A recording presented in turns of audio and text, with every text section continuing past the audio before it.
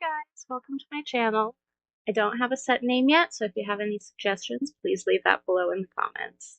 As you saw on the wheel, today's video is going to be about Am I the Asshole? Our first story has the title, Am I the Asshole for Telling My Wife She Shouldn't Reconnect with a Past Friend After He Lied to Her? My wife recently reconnected with a childhood friend at a funeral. He lives in a different state than us and is at least a 10-hour drive away. They exchanged numbers and added each other on Discord so they could game together. This is not the issue. The issue is that he told her about how his wife died 3 years ago, yet he still wears his wedding ring and hasn't seriously dated anyone since she died. Well, this is a lie. I found his Instagram account and he has dozens and dozens of photos with his current girlfriend, who he calls his girlfriend in the posts, dating back to 2021. His most recent post with her was from earlier this year about how they bought a house together. He told my wife about the house, but nothing about his long-term girlfriend. I brought this to the attention of my wife because she doesn't follow him on Instagram. Her response was, I need to process this and make my own decision about if I want to be his friend or not. I explained to her how this made no sense and made me uncomfortable. She explained that they used to be extremely close, and she admits that this was a red flag, but said she might still want to be friends with him. I continued to push how this makes no sense, and she said I was being overprotective of her and essentially being an asshole for wanting to force her into not being friends with him, when all I'm trying to understand is why this isn't a deal breaker for her. So, Reddit, am I being the asshole here? Let's get into the comments. One of the top comments says, Don't push her. She realizes this looks really bad, and she's got the right to process this. He's obviously playing the young widower card, and she likely feels victimized for obvious reasons. Not knowing anything else about this relationship, it's hard to say just how manipulative and deceptive he's been, but it certainly seems like the guy was up to something. To which somebody replied, Listen, the above guy is suggesting that you take a level-headed approach, which is good, but don't let that make you stupid. This guy is/was trying to sleep with your wife. That doesn't mean she's having the same thoughts, but it is blatantly obvious that that was his goal. If she continues talking to him, she's either incredibly naive or a giant red flag. And somebody else says, You're the asshole. She made it completely clear what her stance was. I need to process this and make my own decision about if I want to be his friend or not. It's basically another way of saying, I am an independent adult capable of thinking for myself, and you need to not treat me like a child. Most likely, she was really hurt by A, the lie, and B, the sudden realization that someone who she thought was a meaningful friend most likely wanted to get in her pants so badly he was willing to lie about it. So she's pretty rocked about it and wanted time to work through the shock first before acting. Give her time, see where those chips fall. I would say that, yeah, he just needs to give her time to process what just happened. And then, as that last commenter said, see where the chips fall. If she keeps hanging out with his friend, then there might be other concerns. But give her time to understand what just happened and then talk to her about it. Our next story begins, Would I be the asshole if I told my brother he and his girlfriend should not have a baby? My 20 female brother, 24 male, and his girlfriend are apparently trying for a baby. Here's the thing, my brother is a high school dropout. He doesn't work, he isn't back in school, he doesn't do anything basically but go out with his friends and smoke weed all day. His girlfriend really doesn't have a stable job either. She's a quote-unquote hairstylist who has one client every month. My brother and his girlfriend both live in our mother's basement.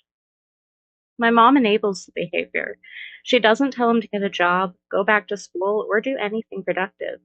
When I found out they were trying for a baby, I immediately thought, why? When they have no source of income, no space for a baby, and neither of them are emotionally mature enough to raise a child, considering they're in a toxic relationship where they break up every month and constantly cheat on each other. I told my mother she needs to tell them they shouldn't be trying for a baby because of all these reasons. She just said they're two adults who can make their own decisions. Would I be the asshole if I told my brother he should not have a baby? I feel like it'll seem like I'm being judgmental or unsupportive. But this isn't just about him. This is about a human child they'll potentially be screwing up by bringing them into this world unprepared. One of the top comments says, Instead, talk to them about a friendly way. Talk to them in a friendly way about what they see themselves doing in 2 years, 5 years, 10 years. Ask them about how much money they would like to make the next year, ideally, and what kind of job they would like to get them that money. Don't have opinions, just draw them out like you're musing idly about it. If they bring up a baby, ask if they have medical insurance, then casually ask them to look up how much it would cost without insurance, as if you're just curious. Ask if she's afraid of tearing or having stitches and stretch marks, and so on. Get them thinking. I think that that's a good idea because it seems like they maybe just haven't really thought this through. They haven't thought about the future. It's just baby fever, basically, that they haven't really thought about. The next comment reads, not the asshole, but he won't listen. I wouldn't say don't have a baby, but I agree with the sentiment. I just work to find a way to address your issues without saying you'll be awful parents. I don't know why everyone's saying you're the asshole. Yeah, they're adults, but they wouldn't want to bring a child into this mess. And somebody else says, you would not be the asshole. You will seem judgmental because you are judging them, and rightly so. They should not bring a child into this world. Another says, your concerns are 100% valid. Bringing a child into a chaotic, unstable environment affects more than just the parents. That said, telling somebody they shouldn't have a baby is a conversation that can go south really fast, especially coming from a sibling. If you do say something, keep it focused on concern for the child's well-being, not judgment of their lifestyle. But ultimately, you can't stop them. All you can do is voice your worries with compassion and hope they will listen, which I think would be a really good way to go about it. Simply pointing out like that this is a long-term commitment. Like they're committing to a child that they'll have to raise, feed, care for, provide a stable environment that they just don't have right now. So I think that really that should be a conversation and that it should be a conversation, not an attack. Our third story is, am I the asshole for crashing out on my teacher?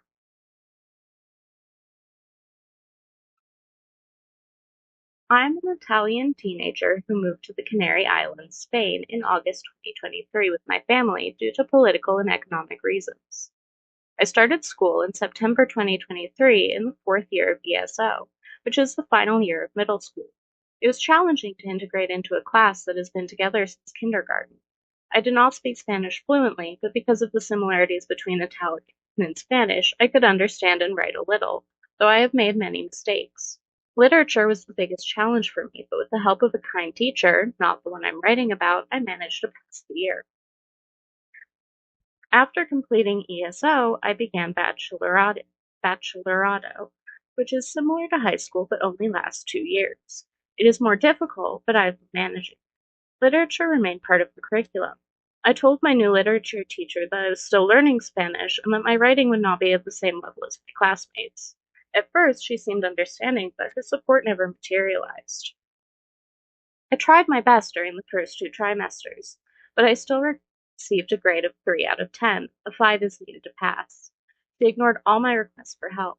Once, I asked if I could present an assignment privately due to my social anxiety, especially since I was speaking in a foreign language in front of classmates who mocked my mistakes. She refused, saying it was unfair to others, and then discussed it publicly in class without naming me, but everyone knew who it was. From that point on, I gave up on the subject. I was burning out trying to succeed in a class where I was set up to fail. My other subjects were suffering, and I knew that with just a little help, I could have passed literature, but that help never came. The school year ended on June 20th. My report card showed 9s and 10s in all science subjects, except for that 3 in literature, which dragged everything down. Then, the teacher sent me and another student an email saying we had to retake the exam in September during the summer break. That email broke me. I had been counting the days to finally relax, to escape the constant stress, and suddenly I was expected to spend my summer studying for a subject I hated with a teacher who had never helped me in a language I was still struggling to master. Needless to say that the mere thought of failing and repeating the year had me pulling all-nighters. I couldn't hold it in anymore. I wrote back, not politely this time. After a year of being ignored, I let all of my frustration out in that email. I didn't sugarcoat anything. I made it very clear how her lack of support affected me, how exhausted and angry I felt, and how unfair it was to expect me to study all summer for something she had done nothing to help me with. It was emotional, blunt, maybe even harsh, but I was done being silent. So, am I the asshole for snapping in that final email?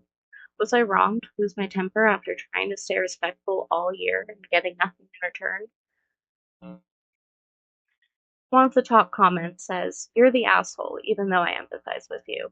Teachers generally have far less power and far less discretion over grades than students think. Rules are set by administrators, and teachers need to adhere to these rules. Whether you had to retake the exam or not is likely out of your teacher's control. She was merely the messenger. Put yourself in this teacher's shoes. She was likely trained to teach literature, not Spanish as a second language. Suddenly, she has a student in her class with needs that she doesn't have the skills to address. If she went to the school administration for support, she may not have been offered much help. School administration never wants parents to know that they can't or won't help a child, so it is on the teacher to pretend like nothing is wrong, or the poor results are somehow the fault of the student. So now this teacher has a student that she wants to help, but doesn't know how. She has strict rules for how to evaluate students, and her performance evaluation will be based on adhering to these standards. She can't pass you, she doesn't know how to help you, and can't directly say that you are falling through the cracks. She must have been incredibly frustrated knowing that you were set up to fail and there was nothing she could do about it. When you crashed out on her, she likely felt the same way that a call center agent or a barista feels when a customer screams at them over a rule that they have no control over. The frontline worker is almost never the decision maker, even when it seems like they are. So don't take your frustration out on them. They are likely just as frustrated as you are. This is an important life lesson, and unfortunately, you are learning it at a much younger age than most. To which somebody replied that if a kid is struggling, usually the issue is that they're refusing tutoring, etc. It's absolutely a reasonable accommodation to ask for extra instruction or a dedicated teacher with expertise in teaching to non-native speakers. It also sounds like the teacher created a hostile environment by allowing LP to be mocked for their mistakes, leading to them to withdraw from the class. The conversation continues. Respectfully, you are wrong here. Even if the teacher couldn't have helped OP, the teacher could have pointed them to the resources like tutoring or offered some other alternative when OP asked for help. Instead, the teacher decided to humiliate OP at every opportunity and ostracize them. If you've been a frontline worker or in any customer service level job, you know that you can't do something for the customer. You offer them directions to someone they can. This feels suspiciously like bigotry, and I would take it up with the school board. Another person responded to COP by saying, "I get your frustration with the teacher, but why didn't you hire a private tutor if you had so much difficulty? She definitely could have been more understanding and tried to help. You also had an expectation for it since your previous teacher did help you, but everyone is different. Maybe she had too much of a workload to help, or maybe she's just a person who doesn't really give a damn. Either way, it's your grades, it's your responsibility to fix it. Why not get a tutor now for the test and be done with it? You're living in Spain for the foreseeable future, from what I understand. So focusing on literature and the language itself would be helpful, not just for your studies, but also for your future." She's an asshole for not giving a crap about her student and for talking about his issues out loud in front of the class. You're an asshole mostly to yourself. You put all the responsibility on her instead of trying to work on it yourself when she didn't. Regarding the letter, I understand your frustration, but this kind of thing needed to be addressed way earlier and with the school admin. Now there's not much anyone can do about it. Another person says, you both are kind of wrong. The teacher could have definitely helped you or given you some kind of resource to help you. She definitely could have helped you a lot more. But again, we don't know what teachers can do or cannot. Still, summer school and stuff like that is a school mandatory. Taking out your anger on her in an email definitely did not help you with anything, obviously. It's definitely frustrating when she acts like that. So, having read all of the replies, it sounds to me like the teacher created a really toxic school environment, and that definitely wasn't the right thing for her to have done. But it also wasn't right for the OP to take out his aggression directly against the teacher without bringing it up with other officials first. He could have gone to other options such as tutoring, and when it turned out that the teacher wasn't providing those resources, they could have looked for it themselves. Our last story is, am I the asshole for gatekeeping a resource for my dance community? I'm a belly dancer who learned to play the drum for other dancers. The dancing came first, then my dance instructor and classmates collectively began drumming together once we found a teacher who could teach us. There are not many Middle Eastern percussionists in our area.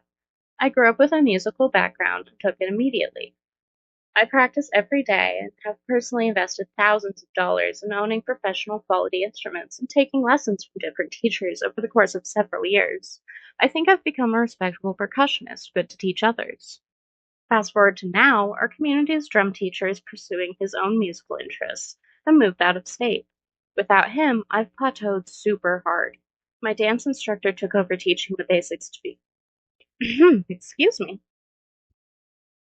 My dance instructor took over teaching the basics to beginners, but it's the same old thing every week. We started learning at the same time, so there's nothing new she can teach me. I've expressed interest in running my own class through her dance company or taking over the existing class, but so far nothing has come from it. It's been about a year. It's been about a year of this purgatory. I recently discovered that a master percussionist lives near me after seeing him play in concert and joined his group class. He's not quite the same genre of music and not the same drum either, but adjacent enough that what I'm learning can be applied back into the dance community. I'm learning at an explosive rate because I'm surrounded by other drummers who are closer to my skill level and beyond. Here's where I feel like an asshole. I don't want to share this with my dance community. I'm finally in a place where I feel challenged, and I don't want to introduce beginners into the new group class. I know my dance instructor will take what she learns from the new class and start applying it to the existing class. I'm convinced I will never get the opportunity to teach if I connect these two communities, but I can also acknowledge that connecting these two communities would benefit everyone. I've been waffling for the last 2 months about telling everyone, but I'm thriving having this high-level drumming space for myself. Am I the asshole? I think this comment summarizes it perfectly. Not the asshole. I think if your dance community noticed your drumming improving and asked about it and you didn't give an honest answer, then you would be the asshole. But unless I'm misreading the situation, it sounds like while this new class may benefit the current instructor and thereby benefit the community, it may not necessarily be an appropriate class for beginners. So I think it kind of comes down to, are you intentionally and actively hiding it, or are you just not sharing it? To which OP responds, the latter for sure. If someone asked me, I would spill beans. Funnily enough, because we only ever do the basics in class, no one would notice my drumming is any different. I'm locked into this class for reasons. And somebody else says, if they really want it, they can find this master themselves, just like you did, not the asshole. And I completely agree. Like, as long as OP isn't lying to people about it, this isn't even an example of gatekeeping. Just because you have access to a resource doesn't mean that you're obligated to share it. So I think that's all for today's video. This is kind of just a trial run to see if anyone's interested. So let me know. And again, in the comments, if you have any name suggestions for the channel, please let me know. I hope to be uploading daily, but I am committed to uploading at least weekly. So I'll see you guys later.